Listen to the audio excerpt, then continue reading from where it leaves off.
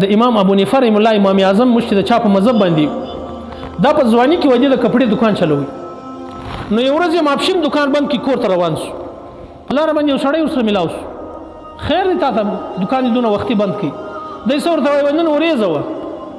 بادل چې ورته وایي نن وریځه وه. هغه ورته د وریځې د دکان سره څه کار. امام ابو حنیفه رحمه الله څومره بهترین هستي تېره شوې، څومره خپل صحابه تابعي دي. صحابه نبی الله د امام ابو حنیفه په خپل د نظارت یې کړی دي. تابعي هغه ته وایي چې صحابي د ایمان په حالت کې لیدلی او د ایمان په حالت کې مرګ ورته راغلی. نو هغه دومره بهترین انسان و. هغه ورته وایي نن ماپښین ما په دې بند کړي چې وریځه ده، په دې وجه ما بند کړي. هغه د وریځې او د دکان د دې سره خو ما په سمجھ کې نه راځي. ده ورته ویل وایي چې وریځه وي نو هلته کپړه چې کوم ما ته ګراک راشي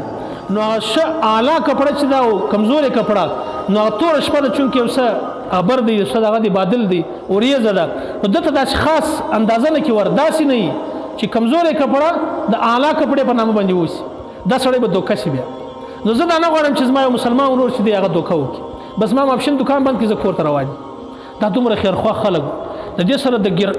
د ګراک د هر مسلمان د هرې زنانې د هر کوچني دومره غم ورسره و. دومره خیرخواه خلک و دا خلک. دا خو د انسانانو سره خیرخواهي ده بلکې د حیوانانو سره څومره خیرخواه خلک تېر شوي. دا باقي بالله رحمت الله یو غټ بزرګ تېر شوی دی د تاشکند دا د روس دی په خوا کې ډېره یخه علاقه ده، ډېر سخت یخ دی هلته. دا وایي د شپې را کښېناستئ تهجد ته چې ولاړې اودس یې وکړي لمونځ یې وکړي د لمانځه بعد چې راغله ډېر سخت یخ دی د یخه بس دی سپټ راغلی چې زه اوس خپل په ګرمه بستره کې برته بیده شم. چې ویې کتل په بستره کې یو پشي بیده ده. هغه ګوره بیچاره د کوم ځای یخ راخیستې ده ګوره بس موقع یې پیدا کړه بس په دا بستره کې دننه شو.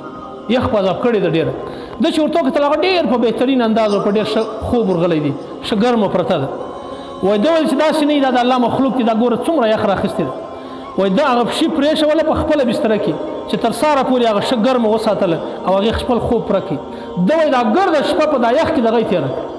چې د الله یو مخلوق ته تکلیف نصیبې شو. دا د هغه خلکو د حیوانانو سره دومره زیاته خیرخواهي وه چې یو حیوان به دومره زیات ساتئ. نو زموږ معاشرې ته راسه د انسانانو څه کې د ورور د پلار او د زوی سره خیرخواهي نشته، د کور والا سره خیرخواهي نشته، د مور سره خیرخواهي نشته.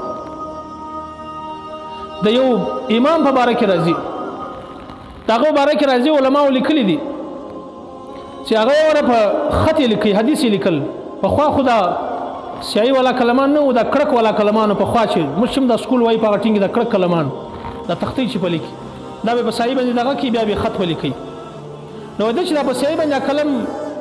کښېښوي بس چې راپورته کوي چې خط یې لیکي. یو مچ راغلی هغه په د په قلم په څوکه باندې چې دی کښېنستی.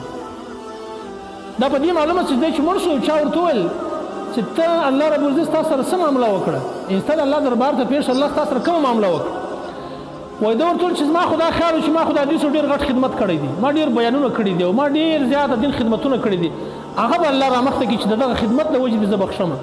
وایي الله رب العزت هغه یوه خدمت هم نه وکتل. ما ته ویل چې امامه یو ورځ تا د یو داسې عمل په وجه زه معاف کړم چې هغه زما په یاد هم نه و. وایي ما ته تا یو ورځ د کړک قلم راپورته کړي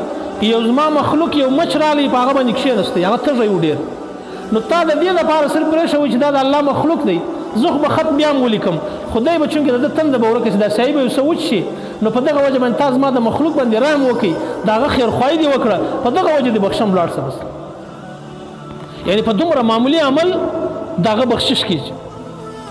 او موږ دلته نن په غټو غټو اعمالو باندې موږ دغه یو دا معمولي عمل چې دی دا لږ لږ عمل چې کوم سړی کوي دا په دغه باندې الله پاک سړی بخشي. یعنې یو غټ امام د حدیثو او د دې شانو باندې نه بخشي په یو معمولي عمل باندې الله پاک بخشي. د یو زنانې په باره کې راځي نه ده بني اسرائیل یو زانیه زنانه و زنا یې کوله حالانکې ګناهګاره زنانه وه لیکن صرف الله په چیز باندې وبخښله چې یو تږی سپی و هغه ته یې خالي اوبه ورکړه هغه ته یې اوبه ورکړې الله یې تر ټولو ګناه ورکړي. د زنا رقم خطرناک عمل دې زنانې کوي دنده یې دا و کاروبار یې دا و لیکن د یو سپي د یو مخلوق باندې رحم وکړي خیرخواهي یې باندې وکړه الله رب العزت هغه زانیه در څه وبخښل. د مولانا روم رحمت الله ډېر غټ عالم تېر شوی دی او کتاب یې لیکلی دی ډېر بهترینه کتاب یې لیکلی دی د فارسي په دغه اشعارو کې. هغه ته چا وویل چې تا ته الله د خپل معرفت څنګه درکړي یعنې الله تا څنګه وپېژندی ده ورته وویل وایي زما خو هغه هم دا خیال و چې ما خو ډېر غټ غټ اعمال په ذهن کې و چې دا به الله پېښ کړه دغه د وجې به وایي زه یو ورځې روان وم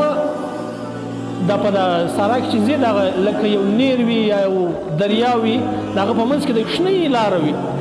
د دې په غاړه باندې چې روان یې هخوا ته مو اوبه دي دې خوا ته مو اوبه دي لکه یو کوچنی پل چې دې ته په دا اردو والا پک ډنډي ورته وایي وایي په دغه باندې زه روان وم بس د یوه سړي لاره وه صرف ما چې مخته وکتل په لاره کې یو سپی بیده و نو ما اوس دا وکړې چې اوس زه ورسم نو ظاهره خبر دی دی خو بیده دی خوب ورغلی دی او زه به د ده دی خو زما څه منډه وي نو د ده خوب چې دی خرابېږي ما ویل لږ انتظار ورته وکړي چې دا د الله مخلوق دی دومره بهترین خوب باندې بیده دی ګوره دی څومره ستړی وایي ما انتظار وکړي چې زه به څه ناوخته سم د هغه بعد چې دی راکښېنستی دی ولاړې بیا به زه ورسم وایي څه انتظار مې وکړي د هغه بعد بیا دا سپی چې دی دا راپورته په خپل طبیعت باندې دی چې روان شو بیا زه هم روان شوم وایي الله رب العزت د شپې د الله د طرف څخه القا وسوه یو اواز په ما باندې وسو چې د هغه عمل په وجه تا زما معرفت ما تا ته درکړي خپل تعلق الله ور نصیب کړي بیا د الله دومره غټ عاشق تېر شوی دی نو دا یو په یو حیوان باندې چې ته رحم وکړې په دا یو حیوان خیرخواهي ستا په زړه کې وي الله رب العزت دومره څه درکوي اوس د سلیمان علیه السلام په وخت کې سلیمان علیه السلام لشکر روان دی نو دا هغه ډېر غټ لشکر به و سم تخت به و یو کیسه به و ډېره مجمع به ورسره روانه وه یو میږی راووتی چې ویې کتل چې د سلیمان علیه السلام چې دی لشکر را روان دی نو دی دا خپل میږیانو ته وایي یا ایها النمله تدخلوا مساکنکم دا میږیان ته وایي چې تی داسې وکړي دا خپل غارو ته دننهسئ د سلیمان علیه السلام لشکر را روان دی داسې نه تر پښو مې لاندې کړي یعنی د خپل میږیانو خیرخواهي صرف وکړه چې دا د مرګه بچاو شي دا خیرخواهي په وجه د ده دا خیرخواهي دومره الله ته خوښه شوه چې په قرآن کې الله د میږي په نامه باندې سوره نمل را نازله کړي یعنی معمولي یو خیرخواهي د خپل میږیانو خیرخواهي وکړه الله ته دا عمل دومره خوښ شو چې په قرآن کې د ده په نامه باندې یو سورت نازله کړي نو اوس که یو سړی د خپل مسلمان ورور خیرخواهي وکړي د خپل مسلمان امسایه خیرخواهي وکړي او د یو خپل خور سره د خپل کور والا سره د مور سره د پلار سره د یو رشتہ دار سره د یو عام مسلمانو سره که سړی خیرخوا سي نو ته یقین وکړه د هغه به څومره د هغه به هم ژوند برابر سي او دی به هم د خوشحالۍ ژوند بیا شروع